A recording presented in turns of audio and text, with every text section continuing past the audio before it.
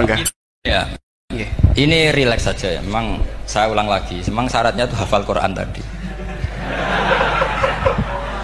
Enggak, karena begini, saya berkali-kali berdebat sama orang-orang liberal. Sekarang saya tanya, mereka kan senang sekali ya mengutip ayat la ikraha fiddin, bahwa dalam agama itu tidak perlu pemaksaan. Sebetulnya ayat itu jelas ada terusannya qad tabayyana rusydu minal ghayy. Yang benar tentu begitu jelas, terpisah betul begitu jelas, yang benar ya benar, yang salah ya salah. Sehingga kita tidak perlu memaksa orang, misalnya 2 ditambah 2 itu 4, terus kamu paksa, kalau nggak mengatakan 4 tak penjara, itu tidak perlu. Kalau orang waras pasti bilang 2 tambah 2 4, 1 tambah 1 2. Kebenaran la ilaha illallah itu seperti itu, kebenaran yang begitu nyata sehingga tidak butuh dipaksa. Jadi sebetulnya la ikraha fiddin itu konteksnya, karena kebenaran benar-benar sudah punya eksistensi yang nyata, untuk diakui itu tidak butuh pemaksaan. Orang seluruh Indonesia kan bilang 1 tambah 1 itu 2, nggak usah diintimidasi nanti ditangkap Pak Gatot gitu. Ya tidak perlu. Makanya terusannya aja lah, repotnya sekarang santri-santri kalau pidato khitobiah di pondok-pondok ya diputus kayak orang liberal, la ikraha fiddin. Itu belum wakaf, masih qad tabayyana rusydu minal ghayy. Paham yang saya maksud ya? Sehingga kadang Nabi itu ngendikan secara ekstrim, misalnya mangqala la ilaha illallah dakhalal jannah, siapa yang meyakini la ilaha illallah nanti pasti masuk surga, entah kapan pasti masuk surga, kalau belum ya antri masih, tapi pasti lah. Terus Nabi sempat ngendikan, itu hadis sahih, wa in zana wa in saraka, meskipun pernah punya masa lalu, zana itu fi'il madhi, pernah punya masa lalu, pernah zina, pernah maling, itu sampai 3 kali sahabat protes. Tapi saya berkali-kali ngomong di ngaji di Jogja, di Bojonegoro, di rumah ngomong, kebenaran yang absolut, kebenaran yang hakiki tidak bisa terganggu oleh perilaku sosial. Bukan masalah seakan-akan hadis ini membolehkan zina, itu tidak mungkin. Inna wa la ya'muru bil fahsya, Allah tidak akan nyuruh hal yang buruk. Tapi saya beri satu logika, satu analogi. Kalau rektor Al-Azhar kamu tanya 1 tambah 1 berapa Pak Rektor, pasti bilang 2. Kamu tanya Amrozi ya bilang 2. Kamu tanya Pak Ahok ya bilang 2. Kamu tanya Anies Baswedan ya bilang 2. Tanya Pak Nusron dijawab 2. Sama, semuanya jawab 2. Karena kebenaran hakiki pasti absolut. Sekarang misalnya gini, ada ronte dari dulu Doli misalnya, kamu tanya Mbak 1 tambah 1 itu berapa, pasti bilang 2. Jangan kamu mentang-mentang imam masjid, saya tak jawab 3, saya kan imam masjid, masa sama dengan lonte? Tidak bisa, kebenaran absolut itu pasti sama. Mbok rektor Al-Azhar sama siapapun ya jawabnya sama. Paham yang saya maksud? Sebab itu kadang Nabi ngendikan wa in itu la ilaha illallah itu kebenaran absolut, lebih absolut ketimbang 1 ditambah 1 2. Sehingga kebenaran absolut la ilaha illallah itu nggak bisa terganggu oleh apapun. Paham ya maksud? Nah itu dimaksud qad tabayyana rusydu minal ghayy. Kita tanya rival politik, Pak Jokowi kamu tanya 1 tambah 1 ya 2, Pak Prabowo ya bilang 2, bukan karena rival politik. Tadi Pak Jokowi jawab berapa? 2, ya udahlah 4. Tidak ada seperti itu. Nah, itu disebut qad tabayyana rusydu. Nah kembali ke ide tadi, ide bahwa wukuf boleh di mana saja, terus boleh tidak syawal, itu udah ide. Sebenarnya sampean mikir saja itu sudah kriminal. Berarti sampean ngapalkan pikiran salah ya. Karena kalau kita diskusikan itu lucu sekali, karena ya itu sudah begini loh kaidah khilaf itu, saya kasih tahu. Walaysa kullu khilafin jaa mu'tabara illa khilafal ladzi khadzum minan nadhari. Tidak semua khilaf itu dianggap satu khilaf, satu perbedaan pendapat kalau kualitasnya nggak sama-sama mutu. Kalau yang satu nggak mutu itu nggak dianggap khilaf, nggak level. Itu tadi misalnya Imam Ghazali ngendikan begini, qala al-Ghazali gini-gini, pasti saingannya ya qala Nawawi atau qala Al-Qurtubi atau qala siapalah. Jangan qala al-Ghazali terus kamu saingi menurut Ustadz dari Solo, dari Jogja, wah ya udah level, masa Imam Ghazali disaingi. Itu aturannya seperti itu. Ini jelas Rasulullah sendiri yang ngendikan al-hajju arafah, bahwa syarat sahnya haji adalah wukuf, dan Nabi menyebut arafah. Tentu kita tidak pernah memperbandingkan apa yang disabdakan Nabi dengan yang jadi pikiran mereka itu. Kalau mereka alasannya Karena orang bergumul di situ, di Mina, di Arafah, gara-gara waktunya sama, titiknya sama, terus terjadi kematian gini. Apa yang nggak wukuf di Arafah itu hidup semua.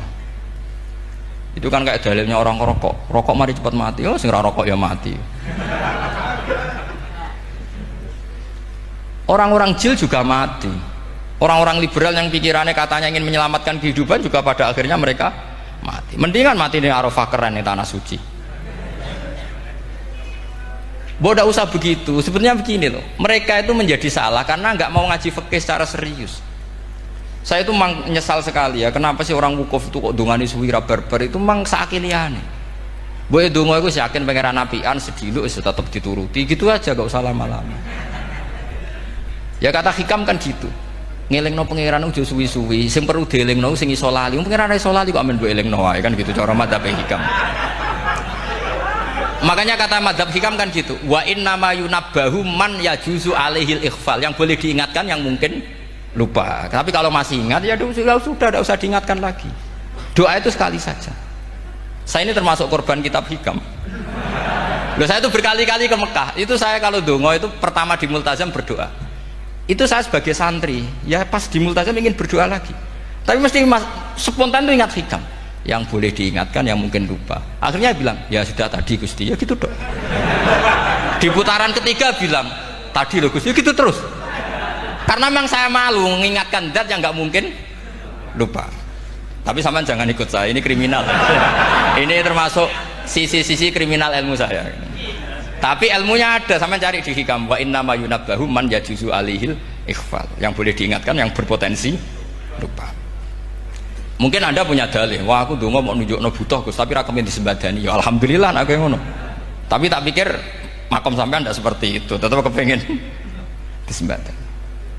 Lalu pertanyaannya kemudian, kalau kita ngikuti fikih sebetulnya nggak perlu menumpuk di Arafah. Sama cari di takrib, di mu'in, di semua bab fikih, wukuf di Arafah itu sah dan tidak perlu muksun walau mutarodidan, meskipun hanya jalan-jalan. Bahkan di Fathul Mu'in diberi walau lagi, walau fitolabi abidin, moro Arafah be golek duit ceblok atau golek apa ini ya wis sah. Loh, andai kan semua melakukan itu mau ngesif muter saja kan selesai kan. Mari terus dodongkrok di situ lama-lama. Iya enggak? Zaman Fathul Mu'in dihentikan walau mutarodidan, lewat tok itu sudah sah. Bahkan walau fitolabi abikan, meskipun tidak punya niat wukuf, pokoknya ke situ ya sudah nyari-nyari apa gitu. Sing mari menumpuk gara-gara semua itu ingin ideal. Wah mumpung di Arafah, ngentekno Tegal, ngentekno sawah, wah sudah. Makanya kalau haji itu sama orang yang ngedol Tegal mesti seru, wah itu nangis. Haji be orang alim atau orang KBIH gak iso nangis karena malah badi kan, dia kan nggak pati iso nangis mesti itu. Nah ini kan, nah ini penting saya utarakan. Jadi andikan orang itu ya haji kayak orang-orang alim. Setahu saya orang-orang alim kalau haji ya biasa saja, sekadarnya. Karena ya dia tahu ini masalah karena nanti ganggu yang lain, sekadarnya. Karena kita ini berlebihan, akhirnya menumpuk di situ. Padahal fikih zaman dulu sudah mengatakan walau mutarodidan fitolabi abidin, jelas itu takbirnya. Masih ingat atau jangan takbir itu? Harus ingat kan? Jadi ini kan problem kita lagi-lagi tidak hafal, kita tidak menguasai ngotok fikih. Saya dulu sinau Fathul Mu'in, makanya Gus Zofur itu cerita, kita ini hidup, Gus Zofur sering cerita ke saya, kita ini hidup berkah Gus. Zaman saya jenengan itu rata-rata teman-teman Fathul Mu'in itu setengah hafal i'anah. Ya karena kompetitornya ya baik, peminatnya ya baik. Dulu saking senengnya Gus Naji sama ilmu itu, beliau pernah ikut Fathul Mu'in era saya. Padahal sudah dari Mekah lama, saking senengnya ilmu. Jadi kita dulu biasa diskusi dengan Gus Naji, dengan Gus Zofur, karena saking senengnya ilmu. Ya itu tadi, karena memang ilmu itu asik. Tapi kita ini belajar fikih itu tidak seperti itu. Kita sudah kayak, ya sudah kayak orang-orang yang nggak mau fikih. Wong nak dongo ning Arafah gini-gini terus, ya hanya gitu-gitu dok. Tidak mikir kalau ganggu orang lain itu begini gue gitu. Itu satu. Jadi menurut saya sampai jangan pernah terlintas bahwa pendapat jil atau apa saja itu pendapat. Walaysa kullu khilafin ja'a mu'tabaro illa khilafal ladzi hadzu minan nadhari. Tidak semua khilaf itu kita hitung khilaf kecuali yang kualitasnya sama. Kecuali begini kualitasnya agak sama, misalnya sholat jenazah. Sholat jenazah itu trennya kan mayit di depan, terus imamnya itu di belakang. Nah itu boleh, ada ulama mengatakan nggak apa-apa. Sholat jenazahnya di depan, mayit imamnya di jenazahnya di belakang, imamnya di depan. Meskipun itu tidak lazim, tapi masih masuk akal. Itu tadi fa'innal janazah laisat bimanzilatil imam. Piye jenazah ora imam wajib kok ngarep. Alasannya apa? Loh itu udah orang liberal, itu kitab Mahalil. Kaul awal jenazah harus di depan, kaul sani tidak harus. Piye jenazah itu tidak imam. Coba alasannya di depan apa? Dia ada tidak imam. Kalau seperti itu masih khilaf karena sama-sama ulama. Dan khilaf ini dipraktekkan, tapi jangan di sini loh ya, ini jadi fitnah. Sampean tak cerita nih, sampean kalau haji itu tiap ba'dal maktubah ada sholat jenazah enggak? Enggak, sampean jawab saja.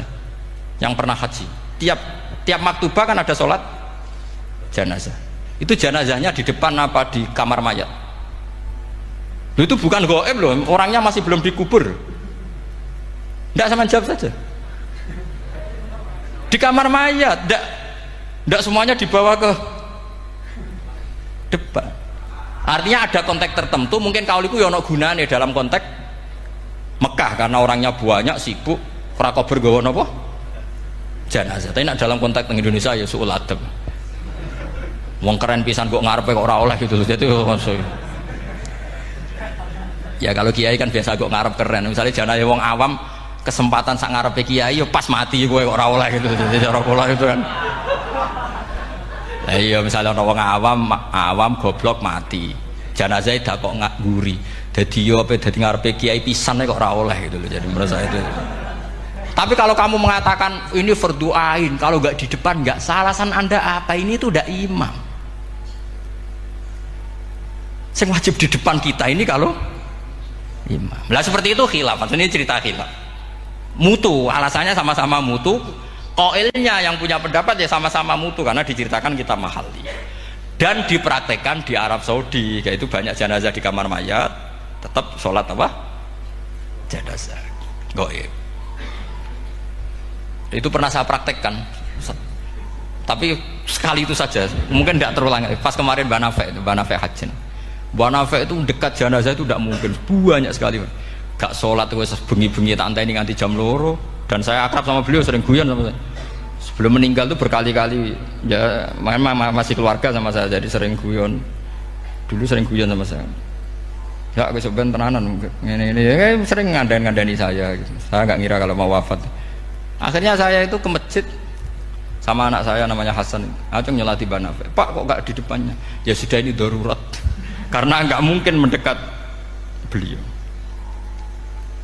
Jadi ya itu tadi buktinya sholat gaib. Sholat gaib juga misalnya orang Kediri boleh nggak nyolati orang yang mati di NTT yang lebih timur, boleh nggak? Boleh, padahal mayatnya di belakang karena memang tidak imam. Nah kalau seperti itu khilaf, ini cerita kalau seperti itu khilaf meskipun agak-agak kontroversi tapi kualitasnya masih waras lah, masih bagus. Sampai kalau nggak percaya cari di Mahali di bab jenazah. Kalau mahalnya tidak ada di Qalyubi, tapi jelas saya yakin itu ada. Saya tidak donan yakin jangan. Kalau nu mulang, ya mulang terus tidak punya masalah ingatan. Jadi ingat betul kalau takbir itu ada. Gitu. Jadi saya ingat betul kalau takbir itu ada.